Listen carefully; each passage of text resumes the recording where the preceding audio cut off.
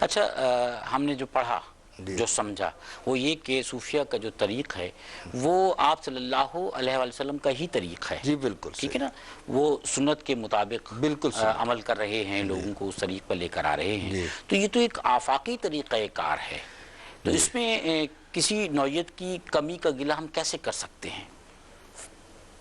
دیکھیں سرکار دو عالم صلی اللہ علیہ وسلم کی خدمت میں بھی اب دیکھیں جن لوگوں نے حضور کی زیارت کی ان میں کوئی کمی تو نہیں رہ سکتی, نہیں رہ سکتی بلا شبہ. اس کے باوجود وہ اصحاب صفہ تھے بلا شبہ, جو سرکار کی بارگاہ میں بیٹھ کے بلا شبہ, وہ سب کام چھوڑ کے یہی سرکار کی سے تربیت حاصل کرتے تھے. بلا شبہ. تو تربیت کے مراکز ہمارے جو درگاہیں ہیں, ہماری خانقاہیں نہیں ہیں, ہمارے زاویے نہیں ہیں اچھا کہ جہاں ہم ان کو وہ تربیت دیں اور صوفی بنائیں. ہماری ایک طرح سے انڈسٹریاں جو ہیں نا وہ بند ہو چکی ہیں. اچھا, کرامت کے حوالے سے صوفیہ کرام کی کرامات تو مشہور ہیں. آپ کیا سمجھتے ہیں کہ کیا آج بھی ہمیں اس نوعیت کی کرامات جو ہیں وہ نظر آتی ہیں یا مفقود ہیں؟ جناب کرامت تو کتابوں میں اس کا اس طرح سے ذکر ہے کہ وہ حق ہے, حق ہے, لیکن وہ اس کو ظاہر نہیں مفقود ہونے کی بات کے علاوہ ایک بات میں بڑا ضروری سمجھ رہا ہوں آپ کے توسط سے لوگوں تک پہنچانا, کہ بعض لوگ تو اس چیز کے قائل نہیں ہوتے. میں اس حوالے سے ایک بات آپ خدمت میں عرض کرتا ہوں کہ آپ اکثر دیکھتے ہیں چھوٹی بچیوں کو کوئی لے کے آتے ہیں, کوئی کہتے ہیں جی بھینس کو نظر لگ گئی ہے, بکری کو نظر لگ گئی ہے, بچے کو نظر لگ گئی ہے, اچھا بلا صحت مند تھا بس نظر لگ گئی ہے, بیمار ہو گیا. میں ان سے پوچھتا ہوں کون سی نظر لگی ہے, یہ نظر بد.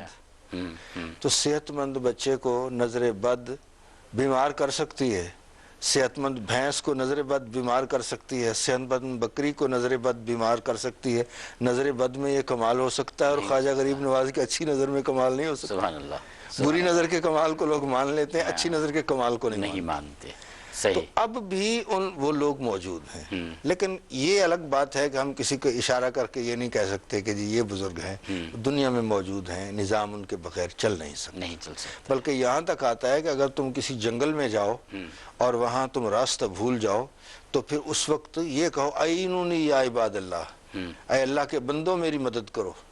تو اللہ وہ اس میں آتا ہے کہ کچھ اللہ تعالیٰ کے ابدال ہوتے ہیں وہاں جو آپ کو کسی نہ کسی طرح سے راستہ بتا دیتے ہیں. اچھا, تصوف کے حوالے سے آج آپ کیا سمجھتے ہیں کہ دنیا میں اس پیغام کو آگے بڑھانے کے لیے, اس میسیج کو منوانے کے لیے, اس پر لوگوں کو عمل کی طرف راغب کرنے کے لیے, ہم دنیا کی بات کر رہے ہیں, ہم آپ کے میسیج کی شکل میں یہ بات لوگوں تک پہنچانا چاہتے ہیں کہ کیا ضروریات ہیں, ہمیں کیا کرنا چاہیے؟ ہمیں پہلے تو اپنے آپ پہ نظر رکھنی چاہیے کہ ہمیں کیا کرنا چاہیے. مجھ میں ہزارہ کمزوریاں ہیں, مجھے اپنی کمزوریاں درست کرنی چاہیے.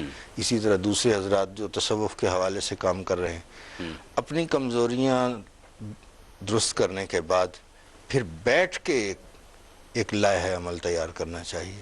اس کے مطابق تمام خانقاہوں کو چلنا چاہیے, اس کے مطابق وہاں درس و تدریس کا سلسلہ ہونا چاہیے, اس کے مطابق وہاں انسٹیٹیوٹ قائم ہونے چاہیے, اور پھر نکلنا چاہیے جس طرح بزرگان نے علاقوں کو فتح کیا اور لوگوں کو محبت کے ساتھ انہوں نے کیا ہے. محبت ایک ایسی چیز ہے کہ جو کبھی بیکار نہیں جاتا, اس کا نشانہ خالی نہیں جاتا. حضرت صاحب الحمدللہ کیو ٹی وی نے سالہ سال تک تصوف کے حوالے سے پروگرام پیش کیے جن کو دنیا بھر میں دیکھا گیا.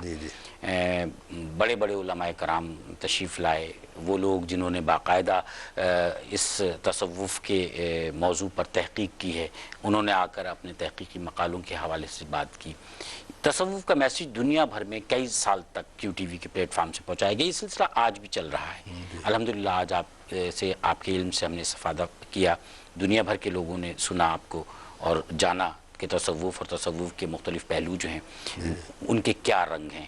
آپ کیو ٹی وی کی اس کاوش کے حوالے سے کچھ فرمائیے گا.